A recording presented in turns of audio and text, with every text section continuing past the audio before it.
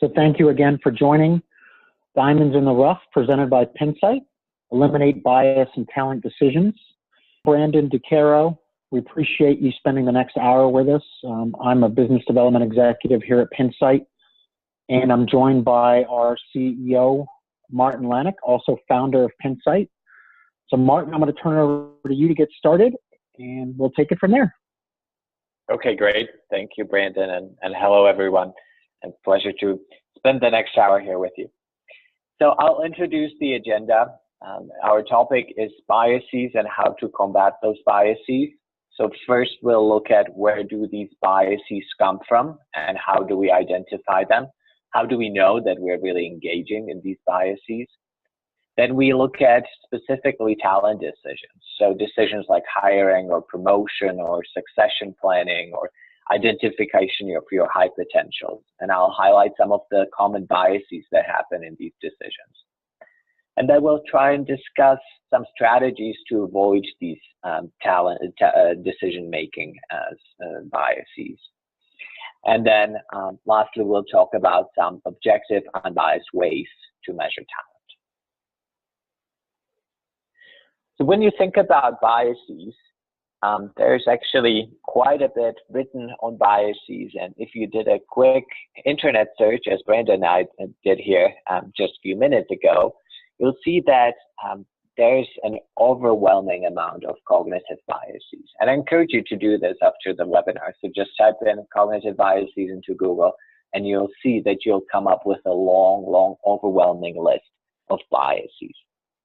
And I think the shocking thing for us is that we don't realize on an everyday basis, every hour, every minute of our daily existence, we are subject to these cognitive biases. And of course, they're going to influence the decisions that we make and the quality of those decisions. And that's true just in your everyday life as it is true at work. But when it comes to hiring or promotion, succession planning, all of those decisions are subject to these cognitive biases. So let's look at what some of the people's interesting biases were. So you might recognize Albert Einstein, Steve Jobs, Walt Disney, or Tom Brady. And I'll just mention some of the biased things that people said about these individuals. So the head of Einstein School in Munich said that Einstein will never amount to anything. It's just not good enough.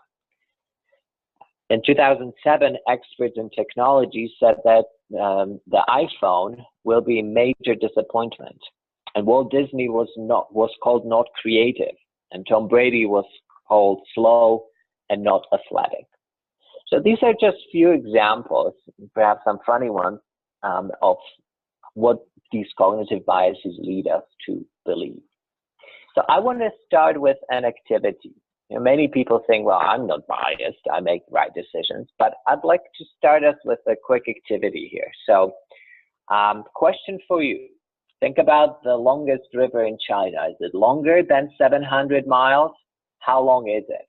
I'd like you to take a minute and then write your answer in the chat box if you don't mind. So you'll see the chat box here on your control panel, and just type in your guess. What do you think? Is the longest river in China longer than 700 miles? How long is it really?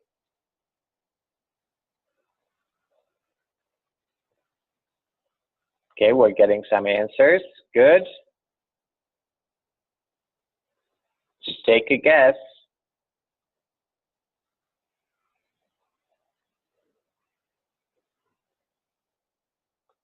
All right. Very good. Thank you for that. So it turns out that the correct answer, you'll see on the next slide, is 3,915 miles. The majority of you, many of you, were actually quite off. But why is this? Why were you so off? The problem is in the question and the way that question was set up in the first place. So there was an opinion placed in that question. There was that anchor that we implanted in the question itself. It asked you whether it's longer than 700 miles. And unconsciously, your brain assumed that the question itself has authority, that that number of 700 miles represents some truth. It represents some innate knowledge about the length of the river itself. And so when you made your guess, your brain was analyzing this information, and it influenced you.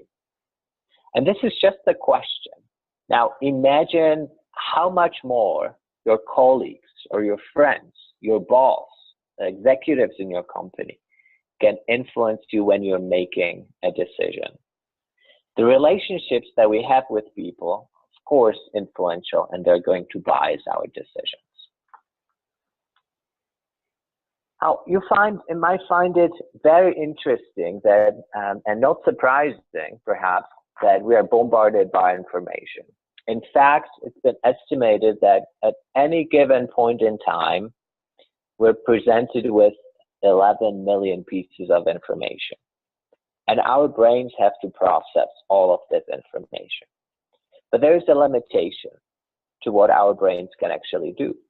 In fact, our brains are capable of processing between 40 and 100 bits of that information. And the rest of that information is processed unconsciously, so we're never aware of that. And our brains take shortcuts. That's how they deal with this information. So they look at how we made similar decisions in the past, and they use these rules of thumb to make those decisions. So likewise, on a daily basis, you make about 35,000 decisions. Some of them are small, like what you're going to eat for breakfast or for lunch, but other decisions are big. But the point is that the sheer amount of information and number of decisions that you make is very challenging, and your brain has to do all that heavy lifting. In fact, the capacity of the human brain has been estimated at 1 million gigabytes. So that is more than the capacity of all computers worldwide combined. So our brains can process a lot of information. But the thing is that they do it quickly, and they take shortcuts, and they have some rules of thumb. And that is what creates and what leads to biases. So those biases are everywhere, whether they are cognitive biases, so biases in our thinking, different tendencies in how we think, whether they are social biases, so how our friends, colleagues, family members, the groups we belong to, our gender, our religion, how those influence our decisions, and then also motivational biases. So these are distorted thinking processes that are motivated by the situation we're in and by the desired outcomes that we want from that situation.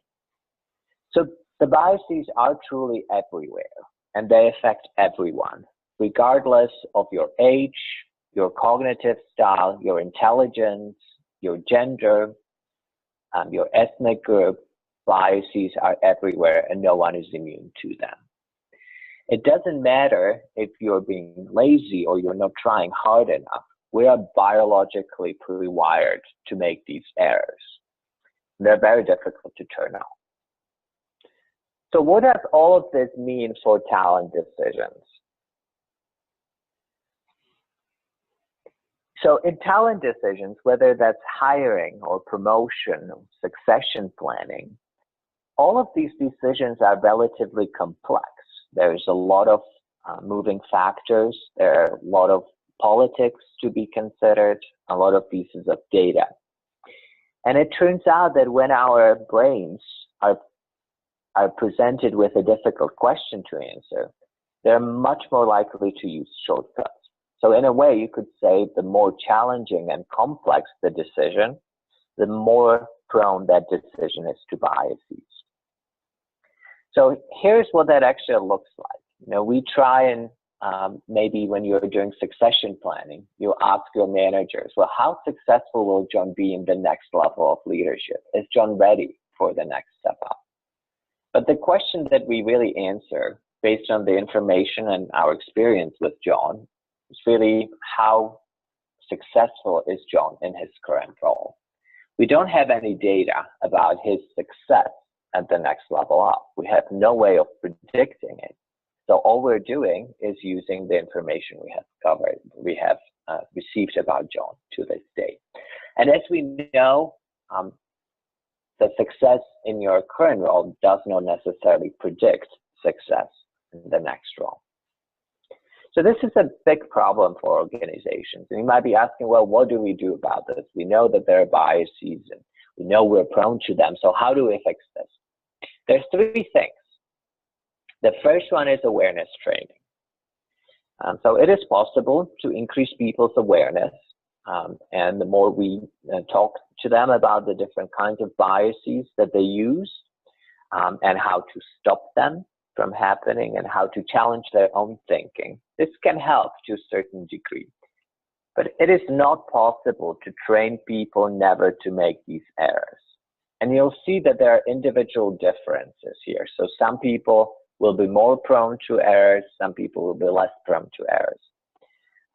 So it is possible to train to some degree, but the errors are always going to be there.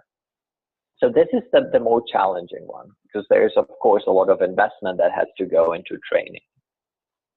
Some of the simpler strategies that you can do right away is to create accountability for decisions. People tend to challenge their thinking more and spend more time reflecting on their decisions when they are held accountable for those decisions. So in the context of talent, how often are your managers and executives held accountable for good or bad talent decisions? Who they hire, who they promote, who they put on a succession plan, or who they identify as a high potential. This is, of course, difficult to do because it might take months or years to even see whether that decision was the right one or not. But creating that expectation of accountability is certainly something that can help reduce biases. And then another very easy and quick strategy is just to allow more time for decisions. So don't feel pressured and don't create that pressure to make quick decisions, because that's when errors and biases are much more likely to happen. When people feel the pressure to hire somebody quickly, or if they, because they don't want to lose that talent from the recruiting pipeline, or there's another, or when people are placed on a succession plan. So don't pressure people to make the decision quickly, but make sure that they're able to take all the information in and make their decisions.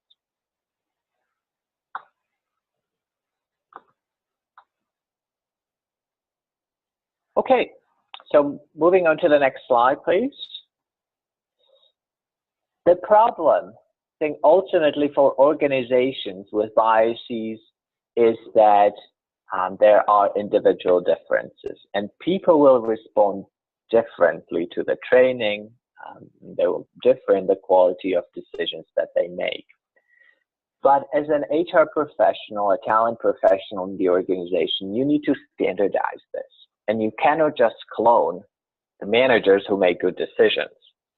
You need to have a process that is scalable throughout the entire organization, a standardized process that ensures that all managers in your organization are making equally good decisions.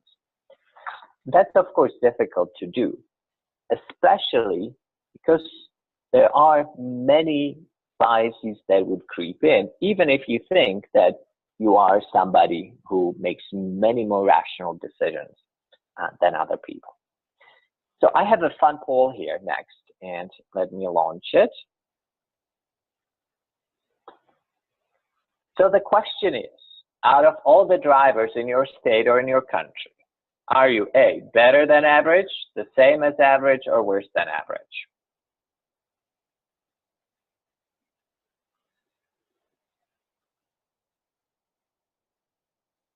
Take a minute to vote.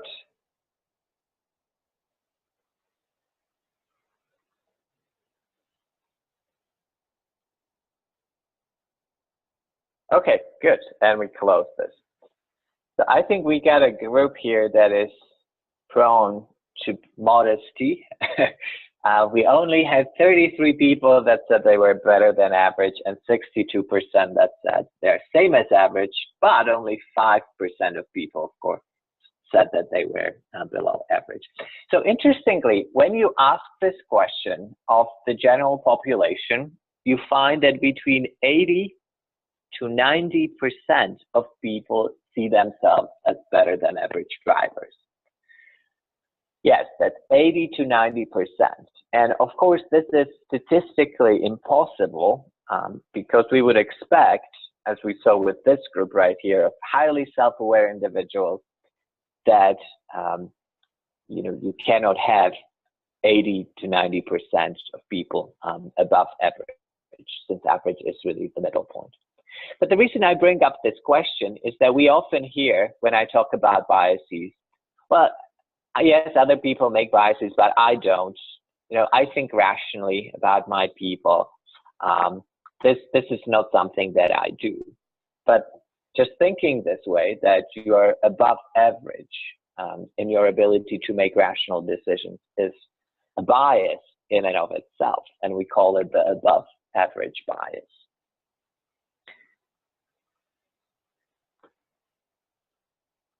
Another very common bias that you might hear with your managers and your executives is, I know my people. Very similar to this above average bias. This case, we would call it an overconfidence bias. So many executives, many managers will tell you, well, I know my people. I see them on an everyday basis. What can an assessment really tell me new about them? But this is indeed another example of a cognitive bias, and it's called an overconfidence bias. Actually, it turns out that confidence is positively correlated with mistakes. So confident people are actually more likely to make mistakes in their judgment. And this is quite interesting, I would say, because we often think of expert intuition, and we often think that managers, if the higher their tenure, the better their hiring decisions or promotion decisions, the more they can evaluate talent. But expert intuition does not actually work in this example, because for expert intuition to work, you need a very predictable environment. So for example, nurses can become experts at predicting the health issues of a baby, even when the blood tests come back positive. But it's a highly standardized situation. It's a very predictable environment. That is not the case with our organizations and with the management role. So it's very difficult to develop expertise at being able to predict how successful somebody be in a management position and a leadership position. So that's about biases, and now Brandon is going to talk about how organizations generally tackle this from a process perspective.